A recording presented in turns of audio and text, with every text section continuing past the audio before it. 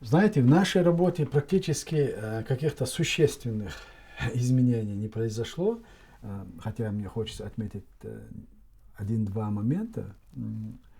Да, вы совершенно правы, очень много изменилось в мире, потому что ситуация в мире изменилась, и особенно эти изменения произошли после после той провокации или той агрессии, которую Путин совершил в Украине. Я имею в виду Крым, с последующим война на востоке Украины.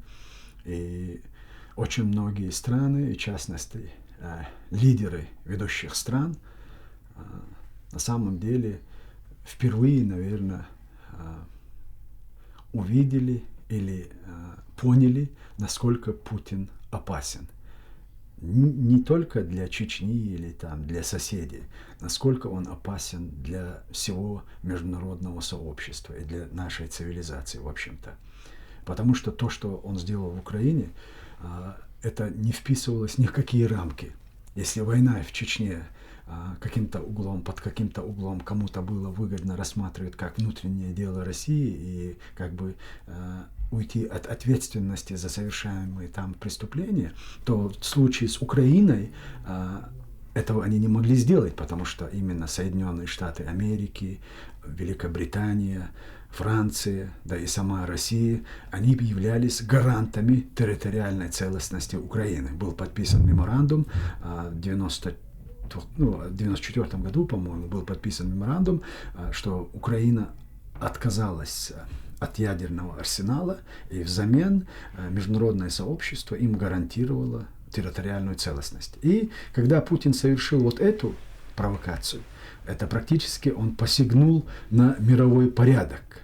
Он начал разрушать уже устоявшиеся устои, и он подал очень дурной пример, что может произойти в Европе, если начнут пересматривать границы. Вы знаете, что после Второй мировой войны европейские границы, они практически очень сильно изменились, но все договорились, что больше никаких изменений не произойдут. И все держались этого принципа, как бы это ни было. И Путин впервые посягнул на это. Он нарушил все возможные принципы и нормы международного права. Я не говорю уже о тех гарантиях. И на самом деле посягательство Путина на Украину, оно не было лично направлено против Украины. Это был вызов всему международному сообществу. То есть и Америки, и Англии, и Франции, все, которые подписали этот меморандум. И поэтому с этого времени, в принципе, ситуация изменилась. И она в течение последнего 1,5 года, конечно, изменилась очень сильно. И что касается работы нашего правительства, я просто в 2 словах скажу вам. Все страны, с которыми сегодня Россия рассорилась, они начинают налаживать отношения с нами. То есть официально, неофициально, но мы получаем очень хорошие сигналы, и, в принципе, для нас открываются новые возможности. Я имею в виду новые возможности не в том, что мы собираемся сегодня восстановить или возобновить боевые действия в Чечне или войну в Чечне. Нет, мы, в принципе, всегда добивались того, чтобы наши отношения с Россией были определены абсолютно на политическом уровне, с политическими методами и на политических основах. В принципе, с самого начала мы заявляли о том, что мы готовы отказаться от методов вооруженной борьбы и перейти к политическим методам. Но тогда нас ни Россия, ни мир не услышали. Но сегодня, когда Путин перестал быть исключительно чеченской проблемой, он стал проблемой номер 1 на международной арене, в мире, и поэтому уже очень многие страны и многие политики и международные институты начали с пониманием относиться к тому, что мы говорили тогда, и с пониманием относиться к тому, что мы сейчас делаем здесь. Поэтому ситуация, конечно, изменилась, и у нас больше работы, увеличилась работа и для всех наших, по всем параметрам, и по линии МИД, и по линии экономики, и по линии, я почему говорю по линии экономики, мы уже сегодня разрабатываем концепцию и построение или концепцию формировании государственных структур власти.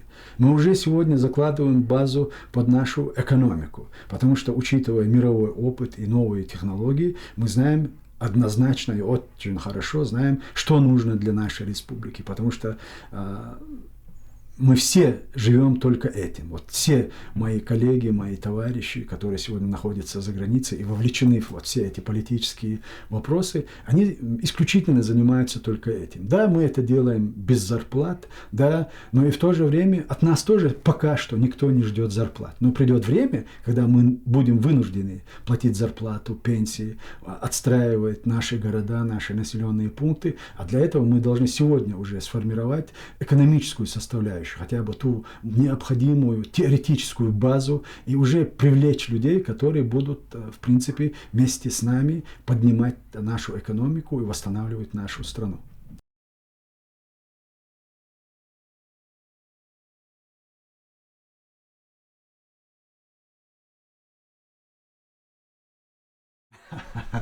Да, конечно, это очень интересный вопрос, и главное, вы очень его хорошо сформулировали. На самом деле он начал вмешиваться во внутренние дела России. Но дело в том, что он начал вмешиваться не только во внутренние дела России, он вмешивается в международную политику. Он взял на себя больше, чем даже любой российский чиновник. И его выражение о том, что он сегодня составляет списки врагов российского государства, это очень тревожно, это очень серьезно, потому что нужно понимать, что Рамзан Кадыров – это не самостоятельная фигура, он 100% управляется Кремлем, он 100% контролируется Кремлем. Вы знаете, вот бытность еще после распада СССР и даже до распада СССР, как только наметились какие-то потрясения, возможные потрясения, и всем было очевидно, что Советскому Союзу осталось недолго жить, появился на политической арене так называемый либерал-демократ Владимир Вольфович Жириновский. Он занял это днище и теперь на протяжении почти 25 лет и остается одним из ведущих политиков российских. И вы знаете, что в народе и уже в мире пошла молва о том, что то, что в голове у Кремля, то это на языке у Жириновского. Жириновский постарел, подряхлел.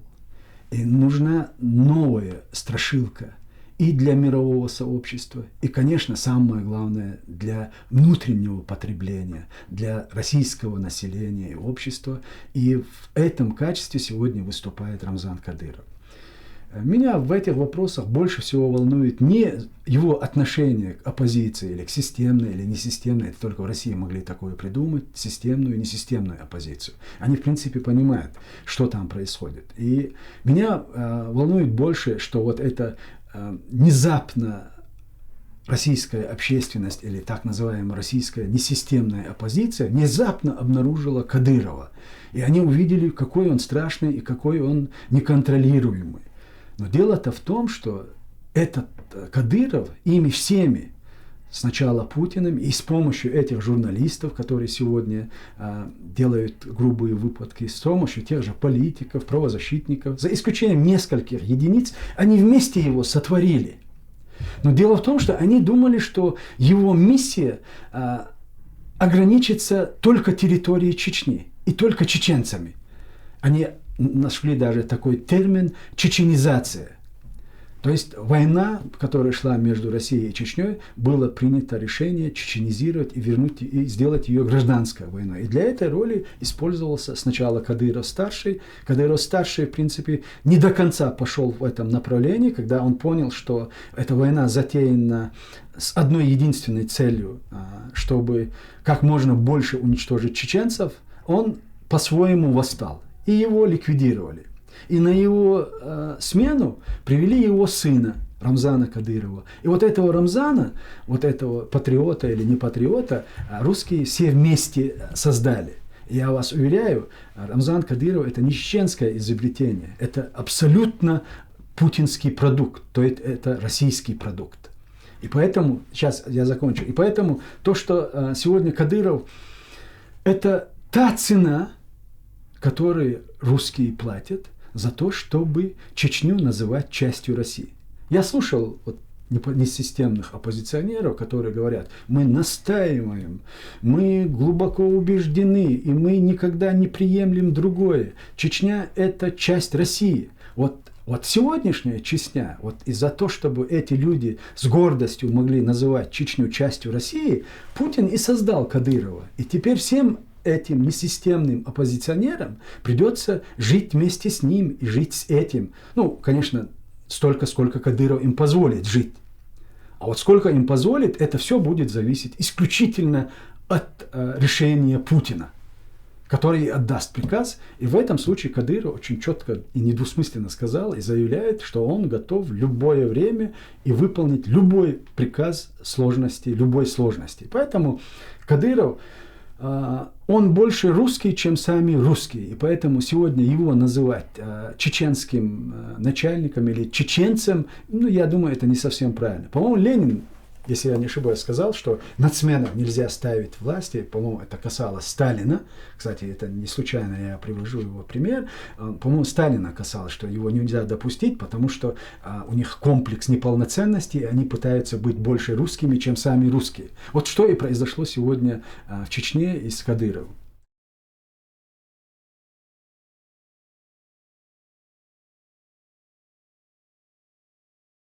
Вы знаете, вы очень правильно. Я как раз таки принимал участие в «Радио Свободе», была одна передача, и Михаил Соколов, по-моему, он сделал такой небольшой опрос у москвичей. Может ли Кадыров стать президентом России? И вы знаете, вот все, кто отвечали на вопросы, из тех, кто отвечал, большинство ответили, а почему нет? А на самом деле, почему нет? Кадыров – это патриот сегодняшней России, патриот путинской России. И в этом смысле я думаю, что это не наоборот. Он их патриот. Но дело в том, что когда его, еще раз говорю, увязывают, есть две Чечни. Есть Чечня демократическая, Чечня, которая и руководство этой Чечни, которые было избрано в 1997 году. И в 1990 году еще, когда в соответствии с законом, который был принят Верховным СССР, Чечня получила независимость, такую же независимость, как Грузия, Украина и Прибалтийские республики. То есть я имею в виду Чечня, статус из автономной были уравнены в союзную республику. И в принципе, Чечня и Чечено-Ингушская республика, тогда они готовились подписать в Огарево новый союзный договор. И в этом смысле две Чечни, почему я говорю. Сегодня, чтобы вырастить Кадырова, чтобы Яшин, Навальный и Ходорковский могли называть Чечню частью России, Путину пришлось разрушить все наши институты, расстрелять и убить 4 наших президентов, 2 президентов и 2 вице-президентов, их преемников. Вице-президента прямо расстреляли вместе с сыном, с Арсановым. Более 100 тысяч людей убиты, из них 40 с лишним тысяч детей. И это все происходило с одной лишь целью, для того, чтобы сегодня Яшин, Навальный и Ходорковский могли называть Чечню частью России. Я поэтому еще раз говорю, это та Чечня, которую они сотворили. Есть другая Чечня. Есть Чечня свободная, которая будет свободна. Сегодня она оккупирована. Но эта Чечня, как раз таки, в отличие от сегодняшней кадыровской Чечни, это Чечня, которая награждала сынов России. Сергей Ковалев, он был предоставлен высшей государственной наградой. Борис Немцов, он посмертно был награжден высшим орденом Чечни. Анна Политковская, Эстемирова. Они были, вот и теперь, вот системно или несистемно, я не знаю, вот эта оппозиция, она должна определиться, какую Чечню они хотят. Если они хотят Чечню, ту, которая сегодня, да, они могут ее называть частью России. Но если мы вернемся, и они, как оппозиция, системная или несистемная, которая выступает того, что происходит сегодня в Чечне, в России, они должны научиться называть вещи своими именами. Назвать Путина преступником, военным преступником, назвать, что в Чечне была совершена агрессия, Назвать, что в Чечне убиты сотни тысяч людей.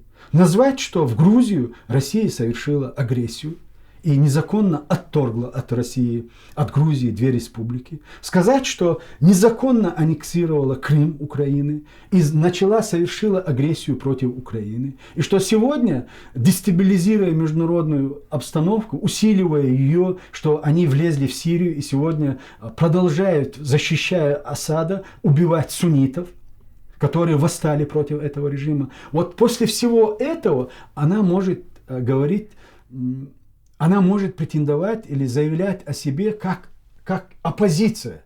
Потому что если во всех этих вопросах, о которых я вам говорю, они согласны с Путиным, то я не вижу конфликта идеологии. Это значит просто борьба за власть. Если это само по себе борьба за власть, конечно, Путин в этой борьбе выиграет, потому что он их не допустит к этому. Но если это идеологическая оппозиция, которая может предложить российскому обществу, мировому сообществу, чеченцам, всем, кто стал жертвой путинского режима, какой-то другой вариант, и в этом случае они выиграют, и они будут иметь поддержку в лице всех. Но на сегодняшний день, к сожалению, то, что происходит в России, это нельзя называть не оппозицией, это нельзя назвать в любом случае оппозиционным движением. Есть несколько оппозиционеров, двое из них находятся за границей, я могу назвать их имена, это Каспаров и Илларионов. Несколько человек находятся на территории России, не буду называть их имена, потому что это опасно для их жизни. Ну а в принципе, то, что сегодня борется, или те, кто сегодня борется с Кадыровым, это люди, которых в прямом смысле этого слова нельзя называть оппозиционером, потому что их позиция определяется по этим основным вопросам, о которых я вам сегодня перечислил.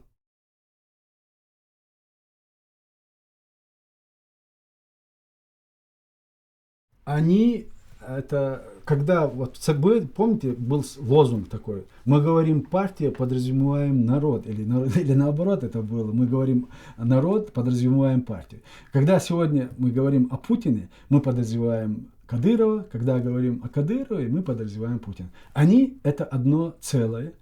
Никогда Путин, что бы сегодня оппозиционеры или блогеры не делали, критикуя или высмеивая Рамзана Кадырова, Путин никогда, ни при каких обстоятельствах не накажет его, не отстранит его от должности. И Рамзан Кадыров никогда, кто бы что ни предполагал и не говорил, что он вышел из-под контроля и что он не подчиняется или может выйти, он никогда не выйдет из-под контроля. Он всегда будет послушным и верным сыном Путину. Я не иронизирую. Путин так и сказал, что он ему как сын. И Кадыров каждый раз заявляет о том, что Путин для него это все. И поэтому в данном случае я совершенно серьезно знаю, что у Путина есть единственный один союзник в мире, как в России, так и в мире, это Рамзан Кадыров, на кого он может положиться все 100%. Я объясню, что я имею в виду. Есть, конечно, ФСБ, есть, конечно, Министерство внутренних дел, есть Бортников ФСБ, это его друг и преданнейший человек Путину. Вот МВД есть Золотов, преданнейший, он замминистр пока, но он в ближайшее время станет министром внутренних дел. Это преданнейший человек. Шойгу – это преданный человек, министр обороны. Но дело в том, что вот эти ведомства, которые возглавляют очень надежные и преданные люди Путина, они неоднородные. Там есть очень много людей, которые лютой ненавистью ненавидят Рамзана Кадырова. И за то, что Путин сотворил этого Рамзана Кадырова, не любят Путина. И в любой момент они могут предать и Путина, и Рамзана. И в этой ситуации, кто никогда не предаст Путина, так это Кадыров. И вот те чеченцы, которых Кадыров называет пехотинцами, они тоже не предадут Путина, потому что Путин, в принципе, сегодня выступает, он олицетворяет собой антироссийский режим. А вот эти пехотинцы, которых сегодня Путин вооружил и которыми командует Рамзан Кадыров, это те мальчики, которые бегали под бомбами российскими. Им было 7, 8, 9 лет. И у них в памяти очень четко все это сидит. И они, каждый из них, кто-то из них, почти все из них потеряли близких им людей. Они никогда не смирятся с тем, чтобы они стали рядовыми гражданами или обычными гражданами России и российского государства. Они сегодня держат этот флаг, потому что им это сегодня выгодно. И потому что антироссийский режим Путина, он ведет, на самом деле, он ведет к развалу России. И он приведет к ее развалу. И в этом случае интересы вот так называемых пехотинцев Путина в лице тех чеченцев вооруженных, Рамзана Кадырова, они совпадают. Потому что не станет Путина, в принципе, он будет до тех пор, пока он не приведет, ну, скажем, к конечной точке Россию. Как русские говорят, не доведет Россию до ручки. А вот когда он уйдет или умрет, или там, ну, он уйти, он не уйдет, значит, еще как они рассчитывают, они в принципе в этом открыто говорят, что им еще до 24 года они будут править, а там, они говорят, а там или Ишак сдохнет, или царь помрет. Как говорится, есть время. Поэтому я думаю, что они стоят друг друга, и они не предадут. И для Кадырова, сейчас для Путина я сказал, почему Кадыров важен, а для Кадырова, для приемного сына Путина, опять я не иронизирую, потому что и он, и они об этом говорят. Путин для Рамзана сделал больше, чем его родной отец, все родственники и весь чеченский народ. Путин при родном отце он влачил так бы жалкое, бедное существование, о чем он все время по телевидению и говорит. А сегодня при приемном отце Путине он стал самым богатым человеком в России. Самым богатым человеком. Я не оговорился, я имею в виду, исчисляя миллиарды, да, кто-то там по Форбсу, кто-то больше, кто-то меньше, но Рамзан в любое время может вынудить любого российского миллиардера выплатить ему столько, сколько ему надо. Причем он это и делает. И когда он клянется, что те замки, которые он построил, они построены не на бюджетные деньги, он прав, он совершенно прав, он не врет. Он эти деньги забирает у них. И самое главное, конечно, он стал самым влиятельным человеком в России. Без преувеличения, самым влиятельным человеком. И поэтому, как вы думаете, когда-либо Рамзан захочет отказаться от этих двух привилегий? Конечно, нет. И поэтому вот эти две привилегии, которые он имеет, они напрямую зависят от бытности Путина президентом. И поэтому я говорю о президенте, о Путине как о президенте. И он будет держаться за Путина, пока он президент, и он будет делать все, чтобы Путин был президентом. Поэтому вот эта связка, она очень прочная, очень сильная. И я не вижу, что сегодня нет в России тех сил, которые могли бы их как бы рассорить.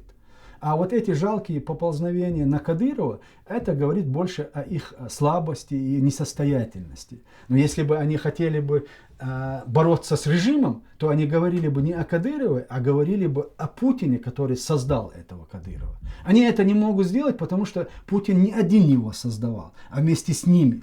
И вот такая у них сегодня дилемма. Я считаю, что и думаю, что это впустую, то, что они сегодня затеяли.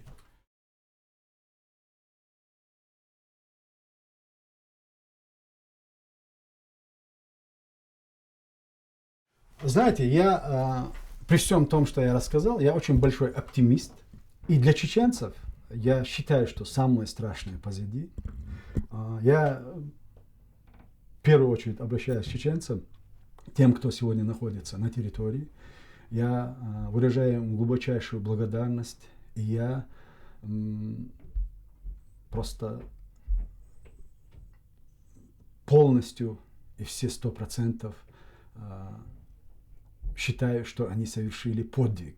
Вот просто рядовые граждане Чечни, которые остались на территории, они совершили подвиг. Они герои, все до единого. Как в свое время Джохар Дудаев говорил, что он миллион первый.